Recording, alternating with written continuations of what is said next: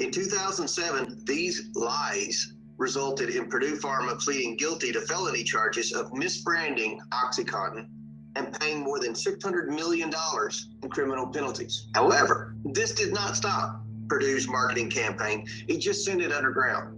Since the 2007 settlement, more than 2,600 federal and state lawsuits were brought against Purdue, seeking restitution for the pain and suffering caused by Purdue and the Sackler family.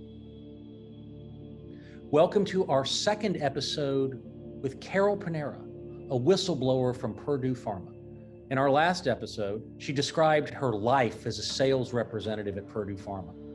In this episode, she gets personal and introspective and incredibly candid. We'll find out what it's like for Carol since she blew the whistle on Purdue Pharma, what kind of backlash she's received, what life has taught her now that she's had time to think about what her job was, its aftermath, and our future.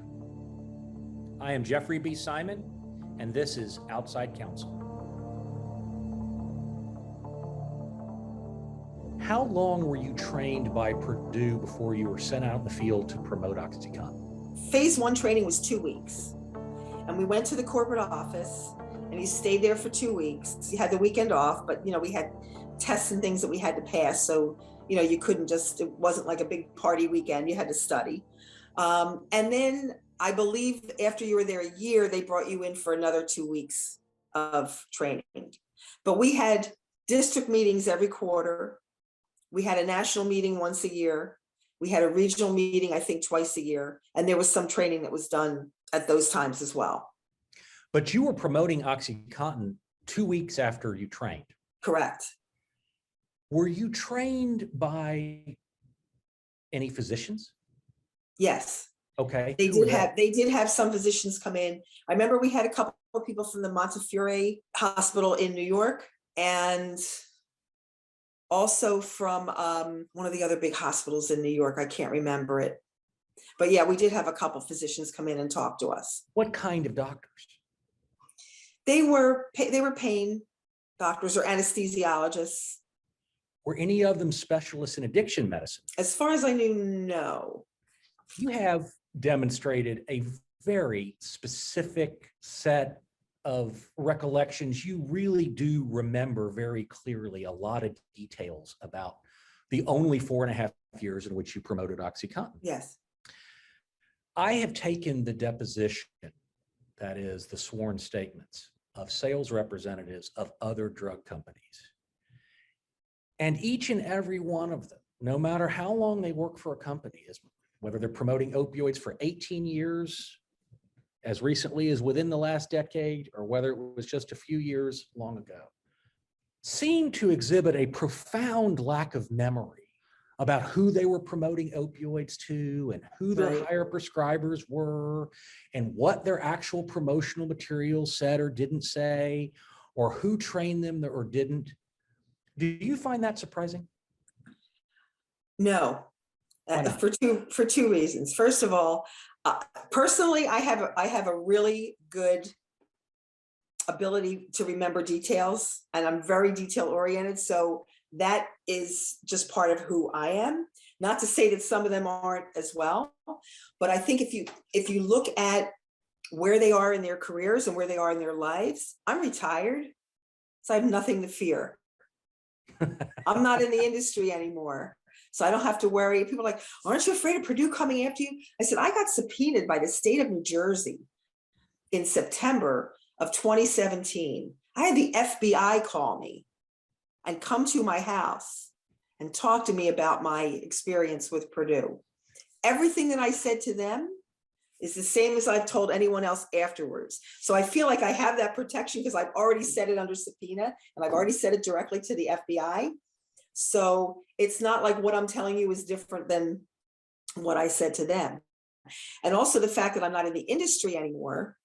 Like I said, I'm not worried about being blacklisted. I have friends who, I know a lot of people, even at Purdue, who felt the same way that I did, but have not said anything, either because they are now collecting a pension or they're younger than me and they're still in the industry and they don't want to speak out because they don't want to be blackballed from another pharmaceutical company. So pseudo amnesia about pseudo addiction Exactly. might be the result of fear of repercussions of telling the truth. They're protecting their own livelihoods. That's it. And very recently, I ran into a colleague at Purdue that was in my area, in my region, in my district. And I said to him, I told him everything that's been going on and I, what I've been doing. He mentioned I had seen you on TV, blah, blah, blah. And I said, you guys were there a lot longer than I was. You had to know what was going on. And he said, we all did, but we didn't say anything because we were protecting our retirement. Golly. And I know for a fact that when my group was hired, that shortly after we were hired, they gave all the existing salespeople there, people who had survived the initial lawsuit, who had survived that huge layoff, a $25,000 pay increase for their loyalty. Wow. In the meantime, they hired 110 of us, and the salary was non-negotiable.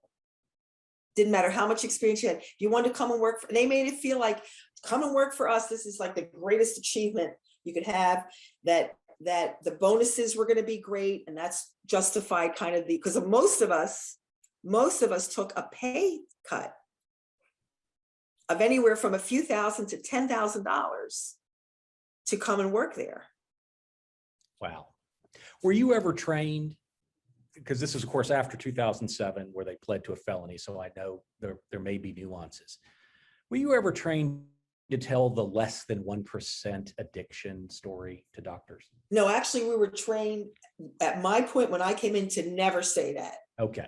That was the claim by Purdue through sales representatives and other promotional outlets, that the risk of opioid addiction is less than 1%, and that opioids are more safe and effective to treat even moderate pain than even non-opioids, because they're more effective and they're no more addictive, right? Well, but we were trained to always refer back to that indication and that black box warning, because the black box warning is the same for all opioids across the board.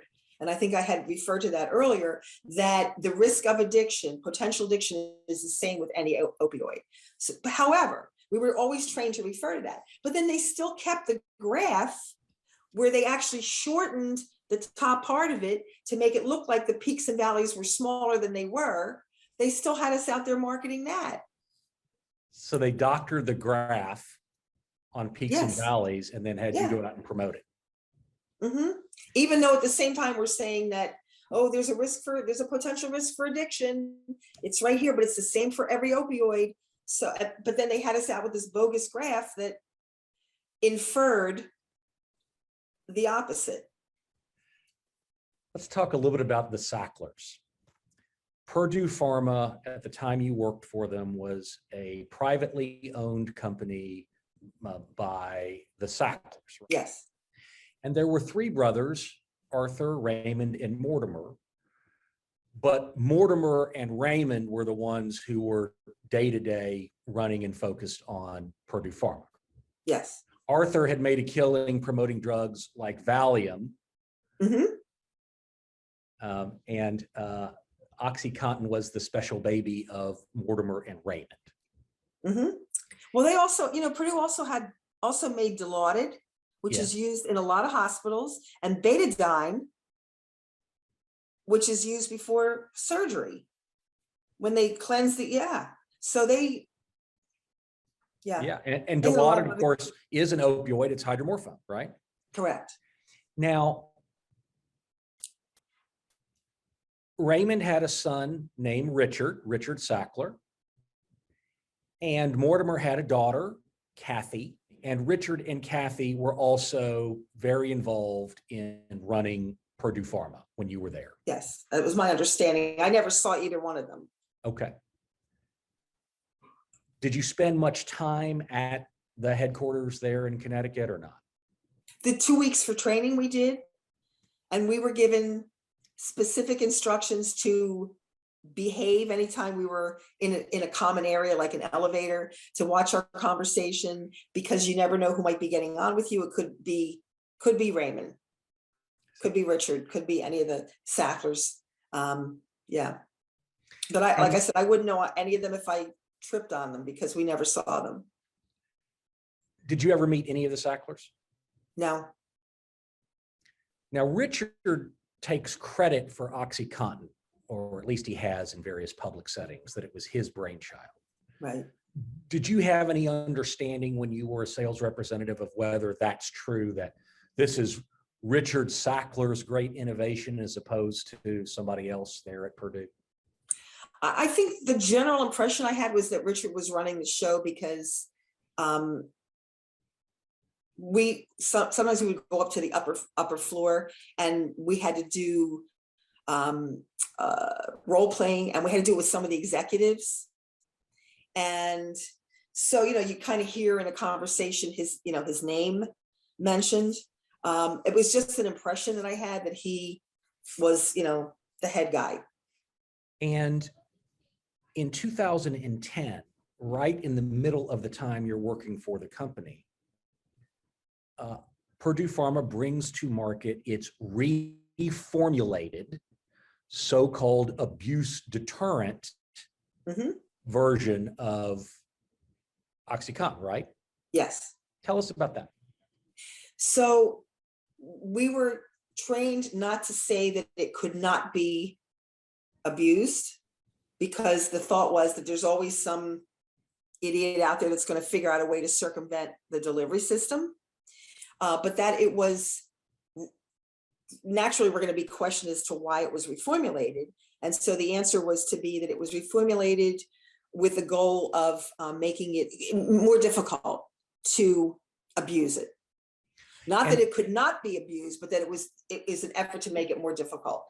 What happened was that we started hearing feedback that it wasn't working as well as the original formulation. And then come to find out that apparently they changed the package insert to say that make sure you drink a full 8-ounce glass of water with it, because if you did not drink enough water, it would turn to kind of gel, like the stuff that you get on the back of your credit card, when you that sticky stuff, that it would kind of turn to gel in the stomach, and it would not really all of it get into the bloodstream properly. So that they changed the instructions to say take a whole 8-ounce glass of water with it.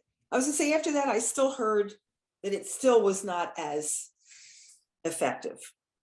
So to just put in context the reformulated OxyContin, the thing about OxyContin was, especially in 40 milligram, 60 milligram, 80 milligram, even 30 milligram, that people referred to as Oxy 30s, right? Right. You had a very high dose of oxycodone. And whereas the concept was, well, it's going to gradually release into the bloodstream and you don't have the peaks and valleys, as people became tolerant or even addicted and were experiencing withdrawal symptoms, they would often crush the pill so that they could get all of it at once. The original formulation. Right. Right. And so people who wanted to abuse the drug might then snort it or inject it. Right. And the idea of the reformulated OxyContin is that it just didn't crush into powder as easily. Correct. Were you ever trained to market the drug as actually less susceptible to abuse because it had been reformulated? No, kind of the opposite. That we were specifically told not to not say that it was unabusable, or not. We could not say that it was reformulated, because now it was, it was totally abuse resistant. The specific statement that we were to say was that it was reformulated with the intent of making it more difficult to abuse. Is it accurate that Purdue, in your mind, misled you more about original formulation OxyContin than the reformulated one? I think so. How so? I think so. Again, with that, having us go out with that graph that I found out afterwards, after I was not with the company any longer, was doctored, with the idea that all opioids are able to be abused, so that kind of leveled the playing field. Therefore, the inference was that, although I could never state it, was that OxyContin was safer because it lasted over 12 hours because it was an extended release. The idea of even going to general family doctors and telling them to start, the 10 milligram was an option for patients that had moderate chronic pain. It was an option, when you've exhausted all other possibilities, to even start them on an opioid. And pseudo addiction was a straight up lie. And pseudo addiction, of course, yeah. But at the time, I didn't know that was, yeah. Why are you speaking out now? Yeah. Well, like I said, at first, it wasn't voluntarily. I was subpoenaed. And so I had to speak to the state of New Jersey. And then once that happened, I started getting contacted by some of the networks. And I started to think a lot on my own as far as like, why is all this kind of coming to a head now? All these states, suing the company, the tide is kind of turning. And so I started like investigating and just like reading and kind of drilling down and reading more and more about what was going on. And it became clear to me that the company had a major part of that. And I thought, if not me, then who? Somebody has to speak out. And again, I think if I had been 20 years younger and had children in college, or had a family to support, selfishly, I might have felt differently. But at that point, I thought, I'm close to retiring, and more than that, this is the right thing to do. Somebody has to say something. What do you want our audience to know that we haven't talked about? I think the main thing is to always question things, and don't just accept even. And I don't necessarily want to go into this tangent, but the whole thing with the FDA really got me thinking about how they could approve an opioid that caused this much havoc and this much damage. And not to say that some of the people who misused the medication are not responsible for their own personal behavior, but initially, and I think some of this was because of the impression that the company gave us, I was under the impression that it was people who were using the drug the wrong way and misusing it that had problems with it. Did they make you believe that addicted people were just therefore bad people? Yes. And so subsequently, I started to realize that it wasn't just people using it not the way that it was intended. It was people who were using it legitimately and properly that were having an issue with it. And that's what I think really the light bulb went off in my head, and I thought, somebody's got to say something, because this is not just misdeeds by people, snorting the drug and selling it on the street and that type of thing. This is people who legitimately, had pain from a car accident, went to the doctor or worked in a coal mine. My son went to college in West Virginia, worked in a coal mine and had an injury from that. And the doctor prescribed them with all good intentions, something that was going to help them, and maybe did help them in the beginning. And then they just fell into that abyss. Why did you leave Purdue in 2013? I left for a number of reasons. My dad had passed away in 2012, the year before, And I started to, you start to think about your own mortality and where my life was going. And I was so unhappy working there. It was getting harder and harder to work there. The managers our manager would come out and ride with us every single month, sometimes every 3 weeks. I've worked for companies where my manager came out twice a year and worked with us. This was like constant pressure from the company. And the other side of that was that it was becoming more difficult to see doctors. A, because they were starting to become negative, even more so toward the product. The publicity that we were getting was horrible. Managed care was making it difficult for doctors to have time to see reps. So, and then the company was putting more and more pressure on us to see the doctors more and more often. And yet I couldn't even get into the office. The company in some instances wanted us to go to the office every week. And yet that same office would say to me, I only need to see you here every 2 months. If I don't go in every week, I get a bad review on my job review. But if I go in every week, the office at some point is going to say to me, you're banned from the office. Right. You should be out promoting OxyContin. You should be in doctor's offices right now. Right. But then the office, if I'm in there every week, is going to say, the doctor's office is going to say, we do not want you in here every week. Stop coming here every week. So if you tick them off, you're not going to get anywhere. But if I don't adhere to what the company wants me to do, I'm going to get a negative job review, and maybe it's going to impact my bonus, my raise, and maybe even my ability to hold my job. So you're getting pressure from all sides, and it starts to eat away at you. I was supposed to go to a national meeting. It was a Sunday. Had my plane ticket. I hadn't even packed. I was supposed to leave for the airport in a half an hour. And I said to myself, I cannot do this anymore. The managers were already out. This was in Phoenix. The managers were already out there. I called and got my manager's voicemail and left a message and said, I'm giving you my 2 weeks notice. I'm not coming out to the meeting, and I'm giving you my 2 weeks notice. Do you know no one got back to me for a whole week? Wow. Now, in 2013, we're already in the middle of an opioid epidemic, right?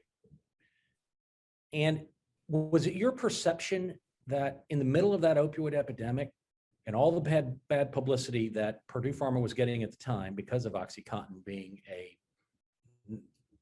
a drug at the core of that epidemic, that the manager kept coming out to make sure you were still driving demand for opioid OxyContin prescribing in the way that that manager intended?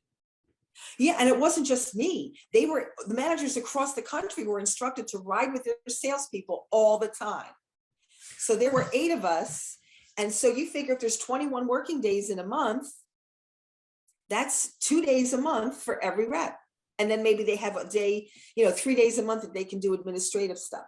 The rest of the time, they're supposed to be out in the field working with us all the time. And not just me, across the board. Literally driving with sales representatives to drive more opioid prescribing with physicians in the middle of an opioid epidemic. Absolutely. Mm-hmm. This is not the first time you have spoken about some of your experiences as a sales representative of Purdue, because you've given news interviews before and you've been subpoenaed, you said, is that right? Yes, correct. When did those events occur? I was subpoenaed in the September, I believe, of 2017, and actually got contacted by the FBI as well. I thought it was kind of a phony call at first, and I took the phone number, and when I called back, it was legitimate, and that was a little disconcerting. Contacted by the FBI.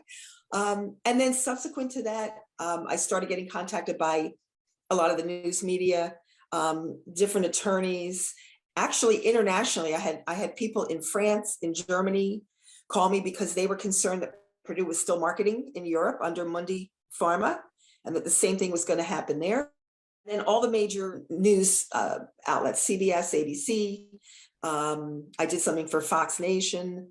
I did something actually for Dateline, which has not aired yet because I think they're still trying to get some information or an interview with one of the Sacklers. What kind of feedback have you gotten, good or bad, about? Well, the first interview I telling its did history? with CBS, I actually found somehow someone, I guess through Facebook or whatever, got a hold of my number and left me some nasty message on Messenger saying that I should die and go to hell for speaking out now because, after I marketed this horrible drug that caused all these problems and, shame on me. But that was really the only negative feedback. I actually had someone that I worked at another drug company with get in touch with me and say that she was really proud of me for speaking out and happy that I spoke out because she had never told anyone, but her sister had a problem with addiction subsequent to being prescribed OxyContin for an injury. And she had struggled with addiction for a few years. And 5 years later, now she's clean and in a good place, but she was wanted to commend me for speaking out and bringing attention to the issue. Wow. So in the time since you began speaking publicly about this history that you had at Purdue, has anyone from the company itself or some representative of the company made any effort to contact you? No, thankfully, no. I have not been subject to any kind of intimidation or any kind of threats as far as that's concerned. Well, thank goodness. Yes. Well, I cannot thank you enough for your time and your candor and your courage. You are remarkable. I appreciate that. Thank you so much. I'm so happy to help. And like I said, if I don't do it, then who's going to do it? Someone has to say something. And if in any small way it gets things moving in the right direction, then that's a good thing. Yeah, the truth will always do. If you or someone you know is struggling with opioids, please visit www.addictioncenter.com to learn more about the available resources in your community. This podcast is produced by Shannon McDees of Revel and Convey and Larry Shavana. The opinions expressed on Outside Counsel are neither legal nor medical advice. The views and opinions expressed in this podcast are those of the speakers, guests, experts, and/or host.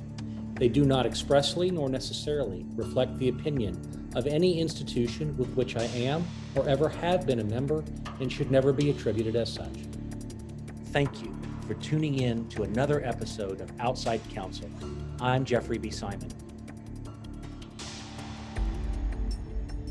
On the next episode of Outside Counsel, I'll be turning the microscope onto the wholesale pharmaceutical distributors and how their willful ignorance and murky business practices fuel the proliferation of opioid abuse in this country.